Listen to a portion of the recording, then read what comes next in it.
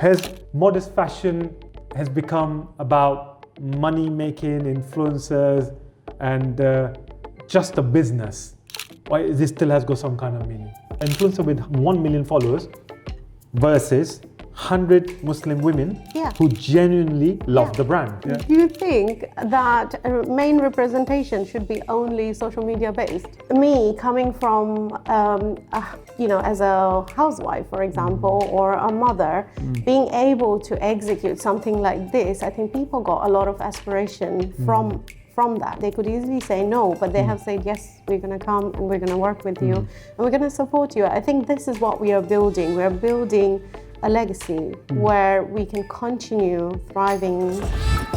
Is modest fashion losing its soul to big money and influencer culture? Today on the Majid Khan podcast, Tashkia Azmi breaks down mainstream corporate entry, runway standards, and why Muslim women need real power in the boardroom. Let's get into it. All right, Tashkia, we're going to go straight into the hard question, which we just started now, but I want to get into it straight. Sure. So has modest fashion has become about money making, influencers, and just a business? Why this still has got some kind of meaning? You know, I think that's a very good question. I think as Muslim woman and a Muslim business founder, we should really focus on what we are trying to promote here. Sure. Instead of looking into just the money and commercializing the whole project, I think modest fashion has taken a big jump during the last couple of years where big brands, big platforms, they're promoting modest fashion and it's been recognized globally. But I would really like to try and not turn this move and this movement into a money-making project, but also really tap into those areas where modest fashion can be promoted for cultural awareness, for religious awareness, and as well as for empowering Muslim women who are the buyer of the modest fashion. Of course, yeah. So I want to be able to create something special just outside the money-making project where people can be impacted. That you want to create, that's absolutely fine. But what do you think right now? Yeah. How is it right now? Is it just becoming influencers trying to make money out of their £500 for a post and, for a story charging £1,000? Has it become for that? Or? I think a lot of it, but I wouldn't completely say it because it's individually reflecting their intention, their passion, what they want to achieve out of it. But I would talk about, for example, bigger brands, mainstream brands, who are targeting to make the money out of it. And from the Muslim from the Muslim women, community. So even the brands who are not, let's say, who used to not sell modest fashion, they're tapping into the modest fashion now. What actually makes something a modest fashion?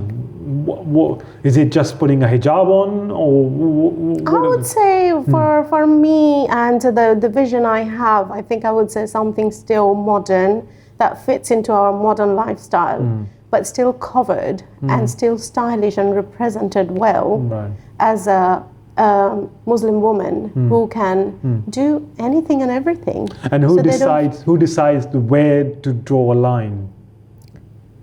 It's it's individual approach, I would individual say. Approach, of course, I would say, because one can be just comfortable wearing an abaya, one can be comfortable wearing slightly more westernized, but still keep it modest. Yeah, that's beautifully said. That's a beautiful answer. Okay, let's establish this now. Where do you see modest fashion in 2026 right now? Where we at? Like, I think we started when this modest fashion thing started. Yeah, like late 90s, early 2000s. Yeah, we are in like maybe a quarter of a century now. Yeah. Where it is right now?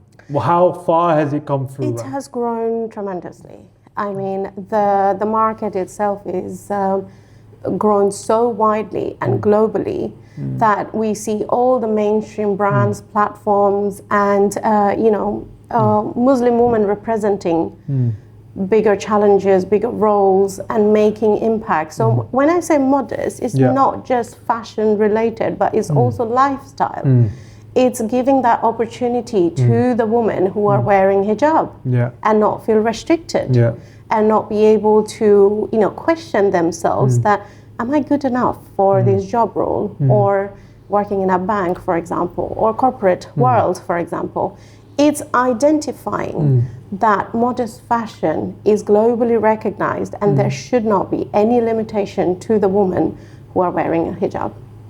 Okay, if a woman is wearing a hijab, but the clothing itself is extremely tight, is that modest fashion? In my opinion, probably not. Okay. Would you allow that look on your runway? No, we try to tell all the designers, because it's modest fashion, we don't need body hugging dresses. It can be loose silhouette. It can be different shape and sizes. We want to encourage creative designers to play with different cuts and silhouettes, because it is either an abaya or a very tight body hugging dress. So we need to find a balance in between. So the material is speaking for itself, the craftsmanship are talking for itself, and the people who are working behind we can really showcase the intricate details that has gone into the garment. This is what we try to target, not the shape on which is mainstream fashion. Yes. Brands are. Do you understand? Do you believe that these mainstream fashion brands, do they understand Muslim women? So that's a very interesting point, and I wanted to talk about it because I feel like these big brands, I'm not going to name, but these big brands who have, just because they have the resources and they have the capital for it, they just quickly rush into modest fashion without understanding the background, where it comes from, and who are the buyers. They're actually influencing other people to buy that it's not fully modest fashion as well. Did they realize that the Muslim women have got lots of money to spend? Because if you're the Muslim, all right, let's talk about Muslim world is a massive world. It is. If you go to Gulf, like Saudis, Qataris, and like all these Kuwaitis and stuff, they have got money to spend. Huge. If you come to Europe, Muslims, Pakistanis, Bengalis, they have done really well for themselves. They established, the sisters have done really well here. They are running businesses, they are rich people, like South Asian people, our people are hardworking people, especially sisters are running so many businesses as well. They have got money to spend. Have these big brands realized there's money to be made? Yes, 100%. And that was the real influence of introducing modest fashion through their brands. But the designers and the decision makers of those productions are the Muslims.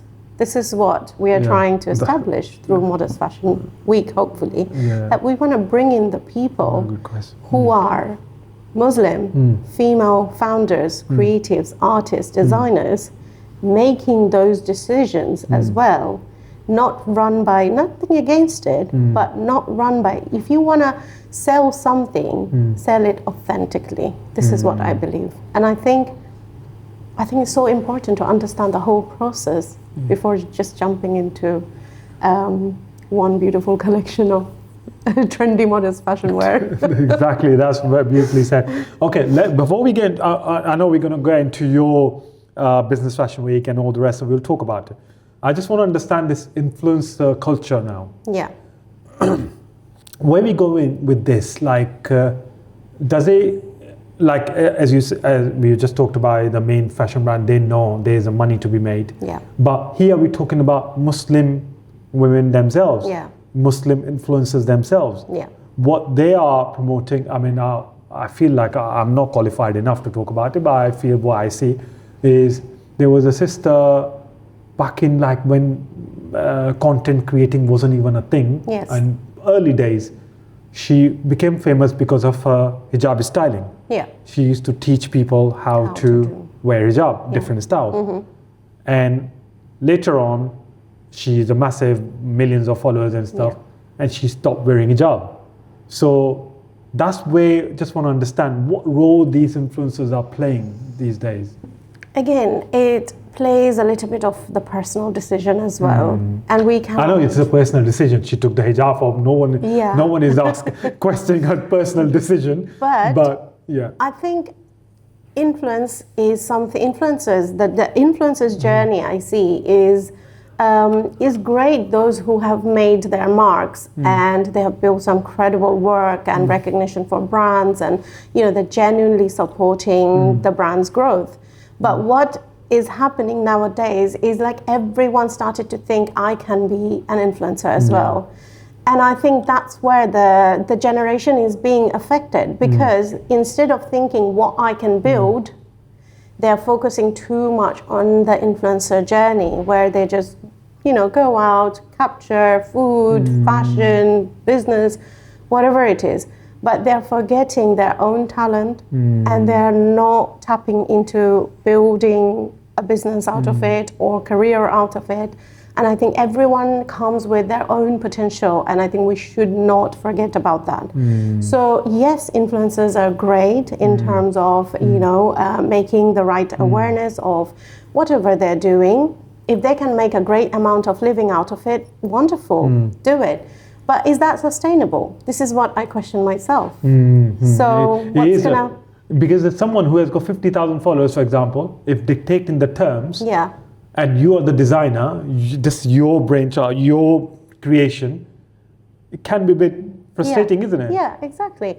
And that's when the jealousy comes in, and that's when the competition comes Exactly, in. That's when you feel like, oh, she's doing so good, but I'm not doing much, but I'm a big influencer, let's say. But it's because the direction that your mindset is, whether it's building or it's following trend.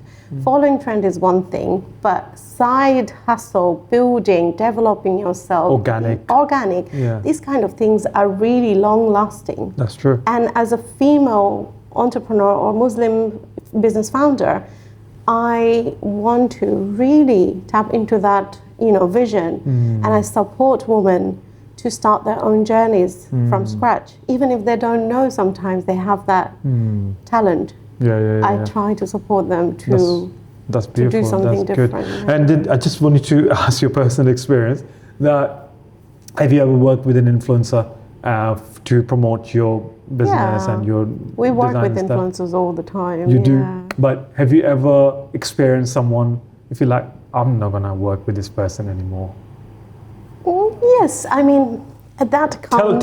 Tell me about it. What's happened? So that comes with anyone and everyone. Yeah. It cannot be just an influencer. Of course. But what I go for is the personality.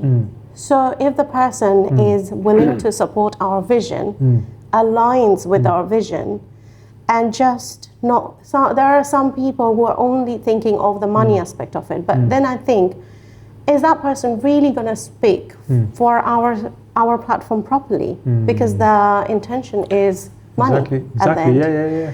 So I try to, even work with anyone that's starting new. Exactly. That's what I was trying to say, that our influencer with 1 million followers versus 100 Muslim women who genuinely love the brand. Exactly. And these are the strategies a lot of bigger brands are missing, because they only want to go for, yes, they check authenticity, but they only want to go for the ones that are really high end. But what about the businesses that someone like me who has built it with no resources, no community around me, and don't know if we will succeed? So whom do we work with? We don't have bigger names, we don't have bigger support, financial support, for example. So how do we go about it? And these are the, I think, executive decisions that you need to make wisely, instead of investing your finances and then become very, upset about it. Sure. So I think it's very important to stay, understanding what's happening around us. Yeah, of course. And not be in that trap of, she has got so many followers, let's go grab her. Yes, let's ask her to, give us a shout out. But I think it's equally important to give the opportunities to those who are working hard, They're building brands from scratch. Yeah. They're actually going to community events, connecting with like-minded people. And we have, I think, carefully, we have so many supports from the community, groups like Rosebud Sisters, for example. Yeah. We have magazines, channels, like who are aligned with our audience. Yeah. And I think with only sheer determination, we have been able to achieve that. Brilliant. Because if I would have gone for influencer route, Yeah. I think I will still be waiting for many things to happen. So alhamdulillah, I think alhamdulillah. And sis, what do you think about the Instagram, social media as Yes. well? Has Instagram really transformed the business? Massively. And you'll be surprised because and I always say this when I talk about my journey, I was living in Wales. Yeah. I was probably the only Muslim family, we were probably the only Muslim family on street. Yeah. I started a modest fashion wear brand out of nowhere. Right. And I just wanted to do something while I was playing with my newborn child. Wow, mashallah. And I remember I used to play, Legos with him, building blocks with him, dancing, singing, but also tapping into Instagram, Facebook, Yes. and trying to find a vision out of my modest fashion brand, which is Sasha's Boutique. Yeah. And through Instagram and social media, I've connected with so many like-minded women who supported us and who believed in our vision and, gave us that right visibility. It came with also rejection. Yeah. And it came with, sorry, you're not part of our community. You cannot come and promote your business here. That's another thing as well. That's what I was thinking, that, I feel like fashion is like there's certain people, nowadays things have changed because of social media. But back then it was like certain limited people. Yes. If it's an outsider, they're never allowed to get the outsider to get in. Even to those communities who are, talking big about supporting women and women empowerment and so on. Yes. But they did not want to support me when I wanted to just showcase one of my collection, for example. They took me out of the group. They said, sorry, you cannot come into this community because, you're not part of it. And the people who were claiming to be Muslim, women empowerment and all that stuff. Exactly. They were the same people, didn't allow you to showcase your... Exactly. And I took it as a challenge, and I'm going to be very honest about it, because I was like, what is happening in this world? Because, I'm starting something new. I don't have much idea of what's happening. My career background is very much into corporate events, luxury hospitality, brand launch, that kind of thing. I knew what I have to do in order to launch a brand. But I need the community around me. Sure. I need the Muslim women around me. So who's going to support us? And then, I was persistent and I was like, no, I need to go. I need to network. I need to see people. And that's when I started slowly, I started growing out. I did my first stall in London instead of doing it my closest location, which is Bristol. Right. So I started doing it in London, and obviously London has got a huge community and wider market. And we instantly got huge recognition from it. Brilliant. Yeah. And so do you think, can we realistically talk about modesty while we keep asking, I'm not a woman, but I see women around me, keep asking and keep pushing them to keep, because I've got Pakistani background, right? Yeah. My people around me, they're watching Pakistani dramas all the time. Yes. And what they're doing, they look at the dresses and whatever is in there. Yeah. And then they just constantly on a roll buying dresses, buying clothes. Yeah. So are we talking about modesty on one hand? Yeah. And another hand, we just keep asking these Muslim women or Pakistani or Indian or Bengali women to keep buying stuff. I mean, women love shopping, right? Yeah. Cannot deny that. Yeah, of course, yeah. We love shopping. Yeah. But I think what the shift may have had recent years is TikTok.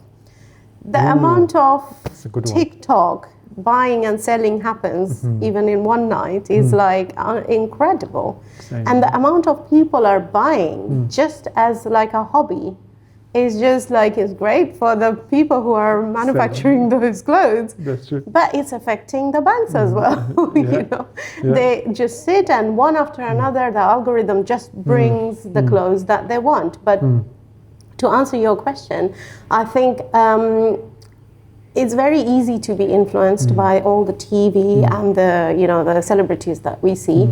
But to ask yourself that question, do I really need that outfit? Yeah. Or do I want to? And I shouldn't say that because I have a clothing brand myself, but I genuinely tell people to buy less, but buy quality.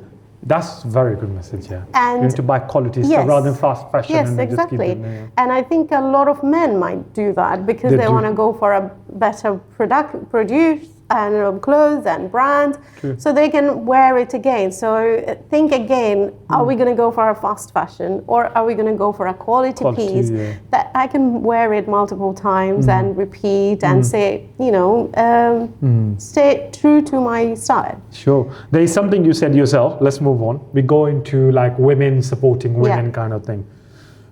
We constantly hear women supporting women, but you said collaboration can sometimes turn into competition. Yeah. So let's talk about it, yeah? Sure. So is women supporting women sometimes just social media thing, or does it exist? It does exist. It does exist, but it also comes with negativity. It also comes with competition, and bear in mind, healthy competition is always good. Yeah. But as long as it's not jealousy or trying to bring someone down or using social media platform differently to color someone, which is not the right information reflected, I think we should, remain away. We should stay away from these kind of negative, activities. Yeah. But I think support, when we talk about support, yes, my, some of the biggest examples would be my, lead roles peoples. They are all known by social media because we connected through social media. Sure. We wanted to help each other. Our this year's co-producer reached out to me on social media saying, hey girl, what you're doing is incredible. I want to be part of it. Without any financial demand or any role or anything. She just believed in our vision. And she's not a Muslim woman. And she supported our vision. Whereas there are other credible women out there who could have supported us but didn't. Because of jealousy, perhaps. And we need to be very careful. Yeah. Like, I don't want to invest too much time and thoughts into it, what's happening. I know what's happening around me and around our platform, but I like to invest myself into the positive thinking. Sure. And who's coming with the resources to help and support and grow the platform. Because at the end of the day, I want to build this platform into an iconic movement. So I need to work with people, whether that comes through social media, personal contact, or partnerships, anyhow. But I need to see that people supporting, not by just gaining the position, but also, deliverables, measurable acts, and, like how they have developed the growth of the platform. Yeah, that's beautifully said. And then, as you said, some people do and some people don't. Yeah. But the people who, women supporting women, this support stays when money gets involved, or, like for example, let me give you an example. Yeah. I'm a successful designer. Yes. And I see potential in you, and you are another successful, you are upcoming designer, and I feel like this girl has got something in her. She will definitely do well. Let me support her. Yeah. And the moment you start supporting you, and at one point, I feel like you are getting better than me, or you're going to get somewhere better than me. Yeah. Does that support stops there, and how does it work in the industry? Yeah, it stops there. It really stops there. And it's very interesting because there's one person that is very highly driven. Yeah. They don't, they navigate their challenges and they, want to reach the ultimate goal. And then there are people who are supporting that vision, but they are not as driven and they just want to tag along because the success is there, because the name and fame is there and, visibility is there. But people forget that in order to achieve something, you need to be consistent. I put my son to bed at night time and then I stay awake until 2-3 a.m. securing partnerships. But it doesn't happen. The reason I say that time frame, because I work with people from different countries. Of course, yeah. And it doesn't happen overnight. Modest Fashion Week did not happen overnight. It needed so much, sacrifices, thinking and ability to bring people into the vision. So what happens is, like, when the visibility starts to come, they feel like, oh, okay, maybe I don't belong here, or I don't want to contribute much because I want to be away from it, or say, oh, we don't get enough visibility, let's say. But you create your own visibility by not facing the camera, but contributing. Yeah. I think people forget, because if we go to a job, once my manager said, he was the CEO of a company, then he said, Tash, always do the job that you want to do in next 5 years' time already. Because then only I will understand your credibility, what you can achieve, and I will give you that promotion. And it stayed with me for the rest of my life. It will stay with me, because when I started building a business from home with my little one with me, I couldn't think of myself as a founder or entrepreneur or a successful business person. I was still a mother. But I had to tap into all those responsibilities to be able to become what we are today. I'm not saying we are huge, but I think we are making our marks. And we believe strongly that I think we can get, better support from the community and global recognition as well. That's brilliant. So now we're going to talk about 3 different things: copying, competition, and jealousy. We talked about the jealousy there anyway. So you're really tapping into that. we're going to go to your brand, but we want to make sure that we get into this, because you are the part of the system. You can tell us exactly what's going on. Yeah. So let's talk about the copying, competition, and jealousy. What's happening?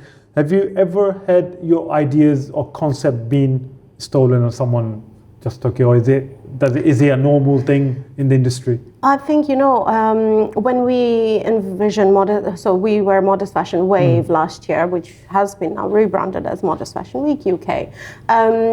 We wanted to tap into the market to see how does it feel to have an exclusive platform which is showcasing modest fashion only on a mainstream runway. Yeah.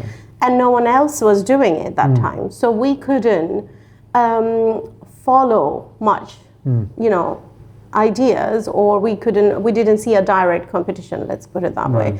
So we had a nice idea that we executed, and people started to believe. But what happened is, me coming from, as a housewife, for example, or a mother, being able to execute something like this, I think people got a lot of aspiration from that. Yeah. And they thought, before we used to think only the people with so much experience, and they know so many people in the community and in the industry, so they are the one who are only ruling the industry.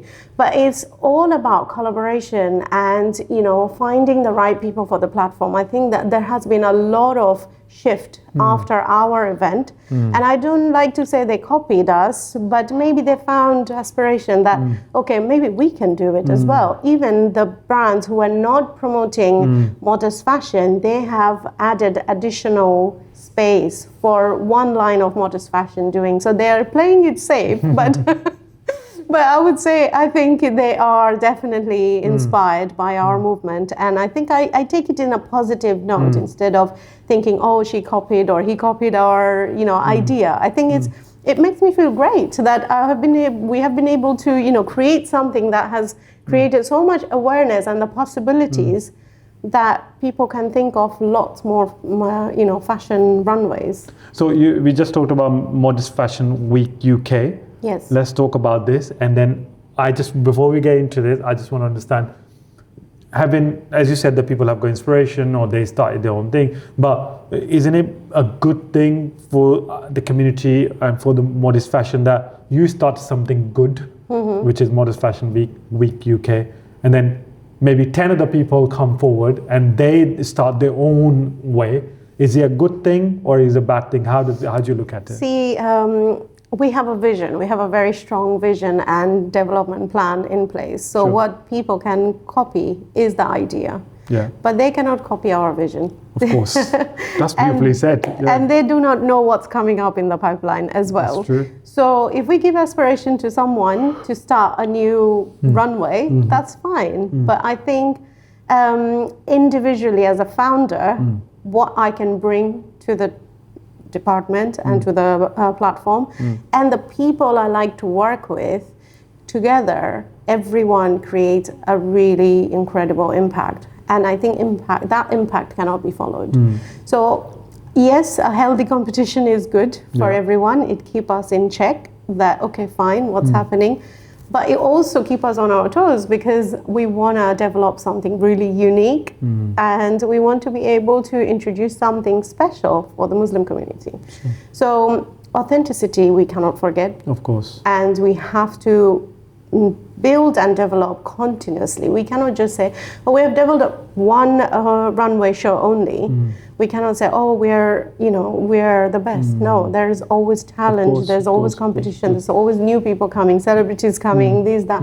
And we don't have all those resources, but the main resources we have is our people, our community, and the brands who believe in ourselves. And I think that's our biggest strength. So we just have to, work around it. So I know we touched upon that with your newborn, you wanted to start something fashion, and then you got into it, and then you did your first event in London, and it just people.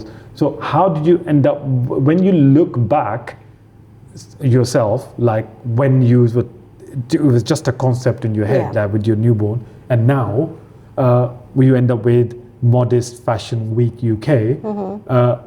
How do you see all this journey? It's been very challenging, let's put it this way. It has not been easy at all.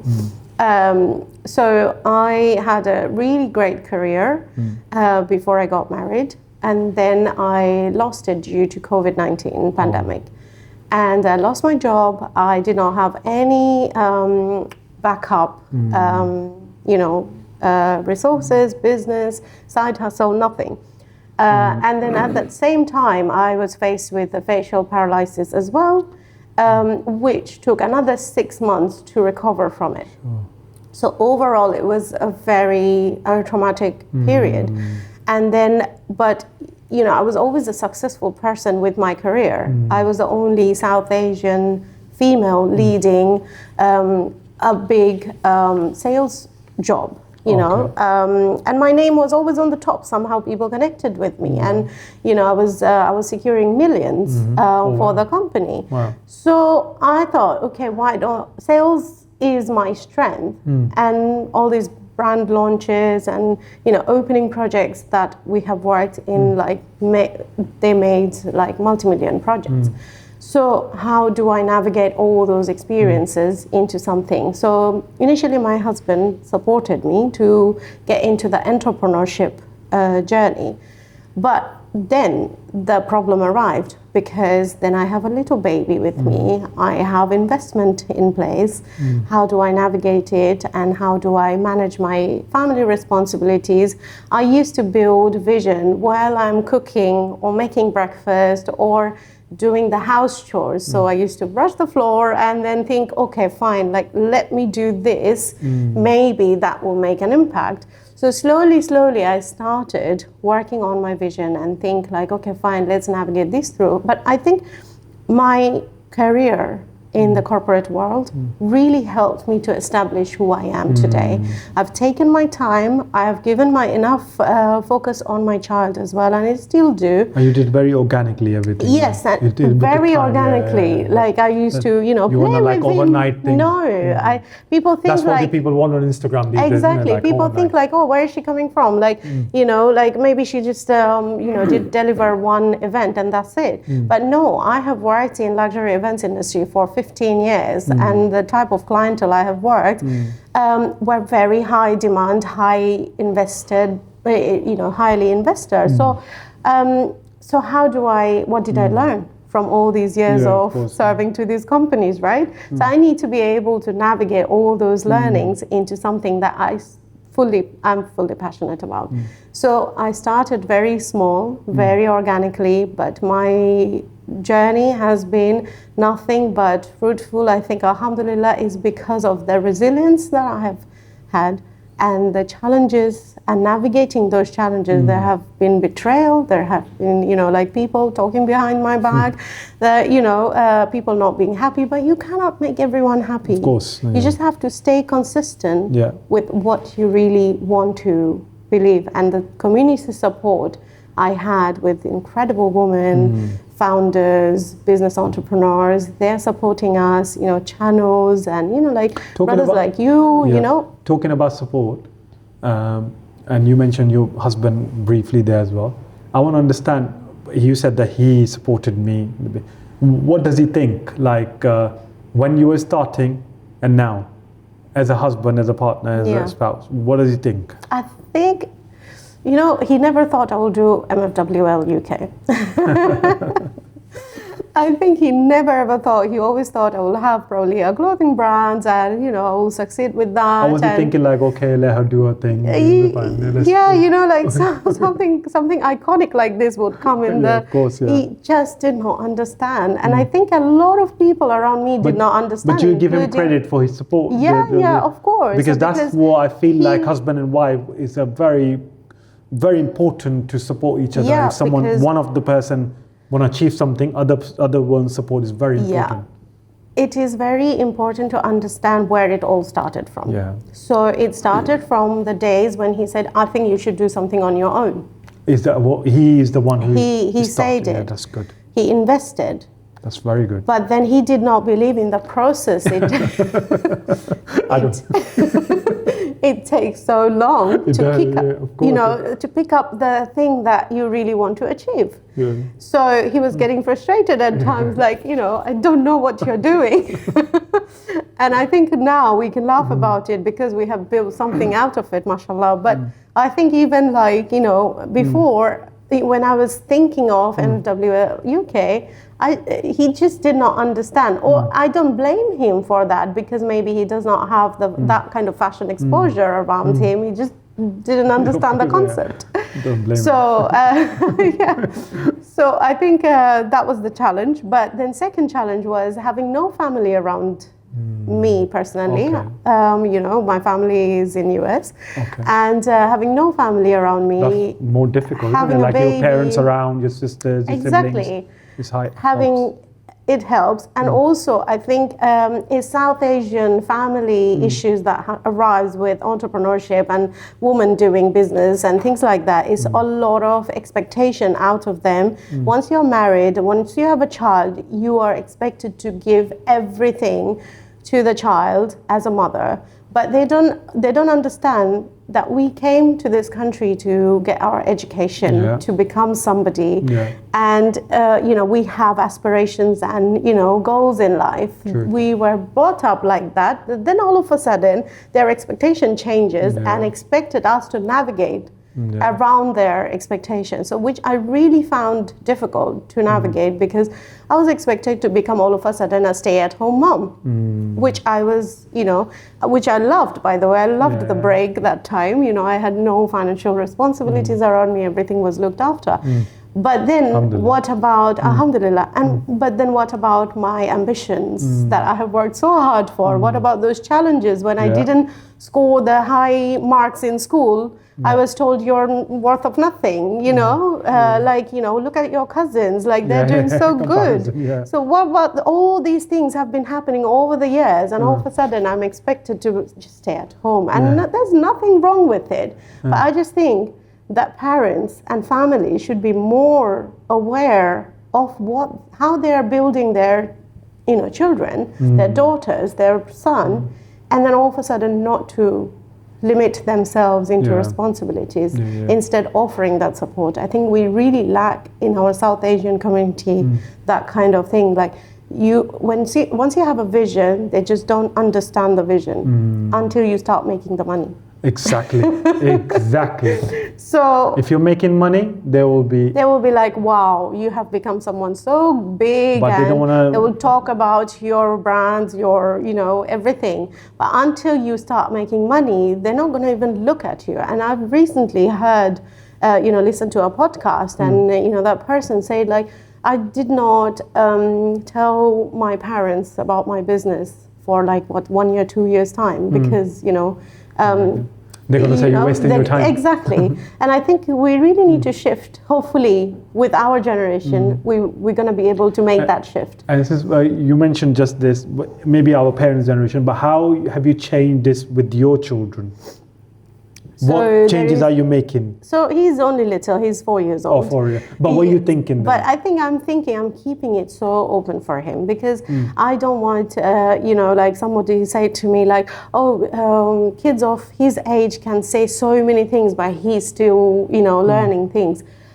I was grown up with a very strict, how to call it, like a very strict target. I always had to be in a target that, this person's son or daughter did this, so you have to do it. You cannot speak English. Okay, fine, let's challenge you how to learn, let's speak English. There was a time when I was thrown a book at me that saying, here's the English book, see whether you can read it. And I have been through so many different challenges. And what's this obsession of English in our community? I have no idea. They think if you can't speak English, you're not an educated person. Exactly. I just don't understand. And these happened when I was really young, when I was like, just learning about life. Yeah. And I think I never want to put restrictions around that, around my son. And I hope that one day he will be able to choose either his dad's business or his mother's business, or find an aspiration from both of our businesses. Hopefully he can make something out of his own. Take it to the next level for you guys. Okay, let's talk about money. We're talking about money here. Let's talk about money. How does a fashion week actually make money? So you need to be in the business for long enough in order to make money. Okay. That's how I think. All right. Because it comes with continuous partnerships, it comes with continuous sponsorships, and brands that are investing. Sure. But at this moment, we're still not looking into money. At this moment, I think, as a Modest Fashion Week UK, which is the only platform in UK who is promoting modest fashion on a mainstream runway solely, I think we're building on partnerships. We're building on the right impact for the community, and hopefully be able to make money in future. Sure. But because right now, in order to produce a show like this, it's huge cost. And what's the cost? Where does the money go?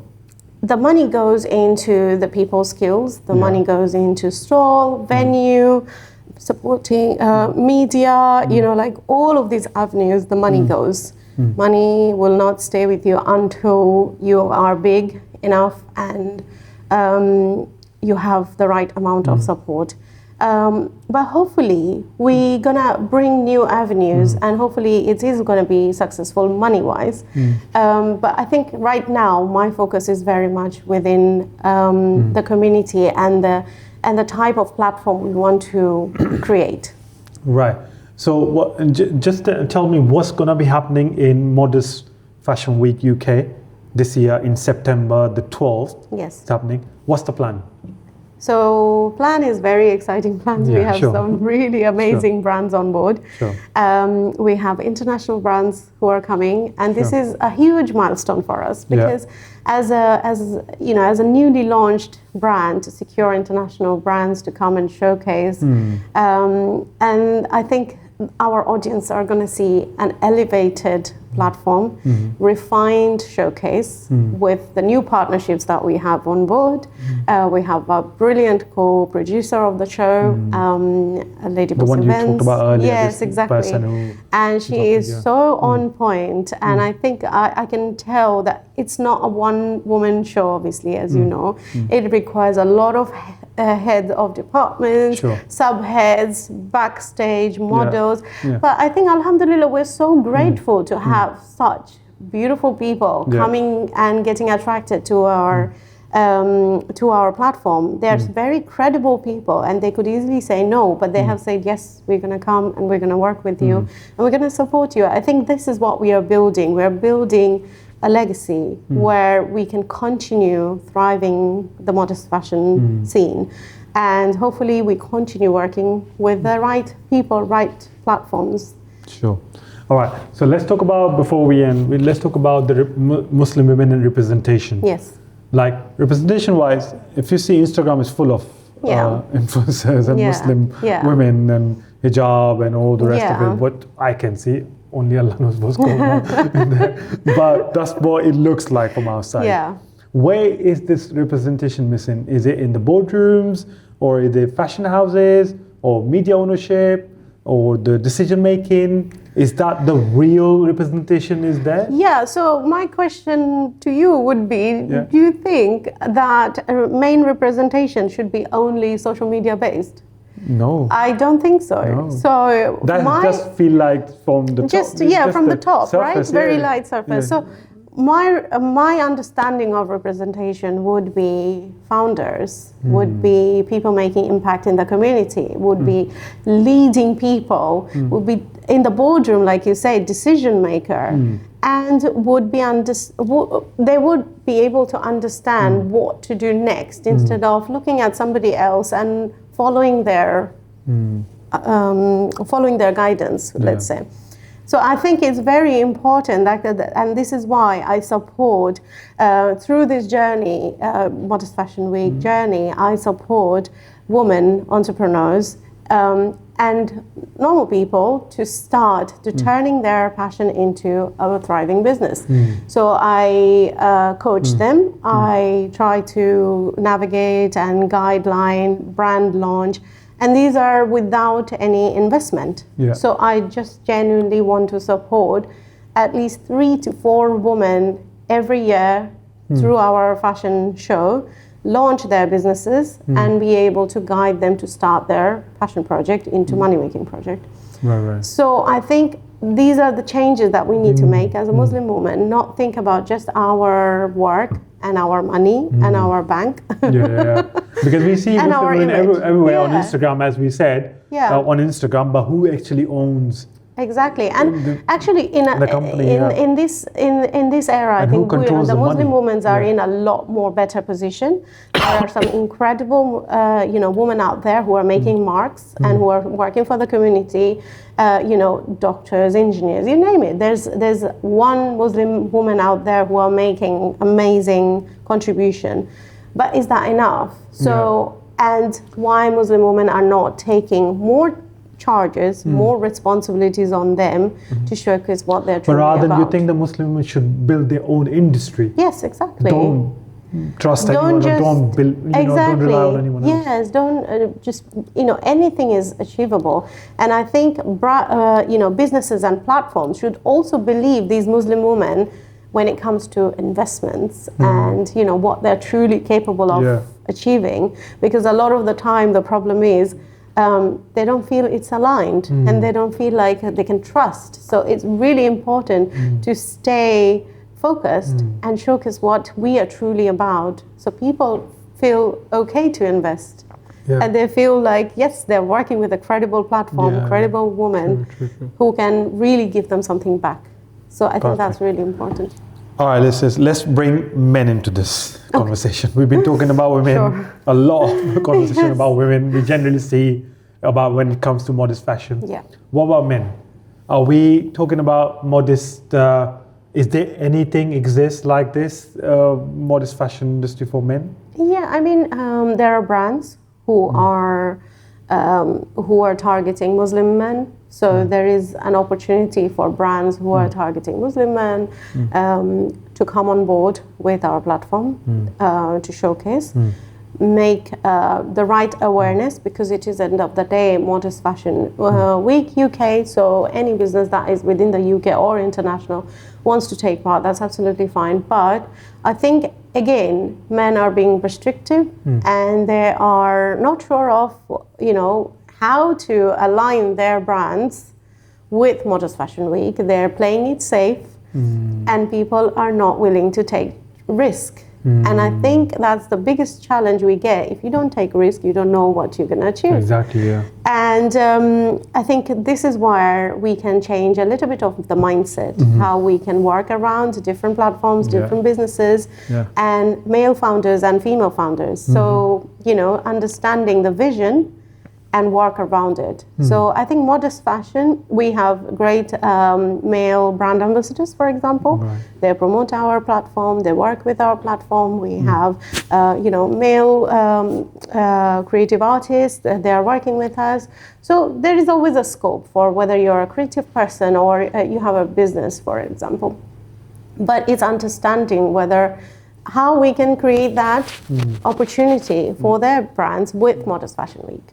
And I think that's the Muslim community that we are focusing and targeting, isn't it? So that's good. So could you believe that London become the global capital of modest fashion? I think yes, of course. I mean, there are some. Yes, it's already there. There's an opportunity. I think there are some global brands that are already tapping into different countries, but no one was for some reason tapping into UK market. So I think that's when we came on board, because we identified the niche and we identified the gap, that there is a definite gap in the market and you have to keep continuously try and create something really beautiful. Sure. Yeah. And now to finish with it finally, what does Tashkia Azmi ultimately want Modest Fashion Week to become? Modest Fashion Week UK to yes, I think representation, definitely. I can see our platform growing nationally, let's say. We can, you know, support so many brands that comes on board. We have the right audience and global recognition. This is what we hope to achieve in the long run. But for now, it's more community focused, inclusion focused, and it's more understanding that modest fashion is not just for Muslim women, but it's also a movement. And we need that awareness going around that Fashion Week can be about modest fashion as well. Yeah. And do you have a message for big mainstream brands who are trying to steal the money of Muslim women from their pocket? Leave some for us.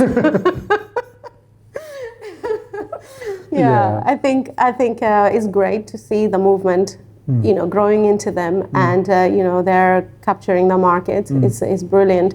But I think Muslim consumers needs to be more aware of where to invest and how to network and where to buy from. There are brands who are, you know, working so hard, and they're working days and nights to create modest fashion. Muslim founders, let's give them the support instead of giving the mainstream brands. Obviously they create beautiful as well, but we can do wonders as well. So I think it's really important to support back into the community. Perfect. Thank you, sis. Thank Well you. done.